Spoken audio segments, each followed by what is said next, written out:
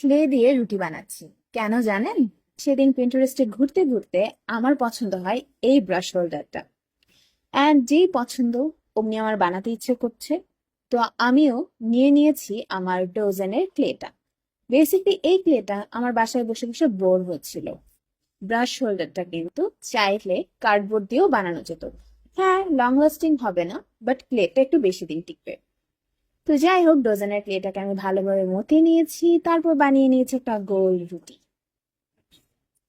আর গোল রুটি বানানো শেষে কেটে নিচ্ছি টিউলিপ শেপে, কারণ আমরা ফুলের কাজটা আগে করব। আর এরকম আমার দরকার হবে দুটো পার্ট। টিউলিপ শেপের অংশ কেটে নেওয়া হলে সাইডের অংশের জন্য আমি কেটে নেব এরকম লম্বা একটা ক্লের অংশ।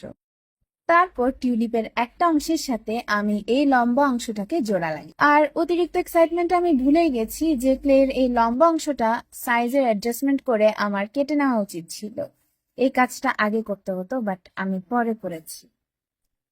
এরপর বাকি অংশ জোড়া লাগাবো আমি ঠিক তার পরের দিন, কারণ আমি যদি এটা ক্লে ভেজা থাকা অবস্থায় জোড়া লাগাতাম দেখা যেত মাঝের অংশে দেবে গেছে বা আমাকে কোনো একটা কিছু দিয়ে হোল্ড করে রাখতে হতো। তো সেই ঝামেলা এড়ানোর জন্য আমি ঠিক তার পরের দিন এক্সট্রা কিছু ক্লের সাহায্যে এই অংশটাকে জোড়া লাগিয়ে নিয়ে।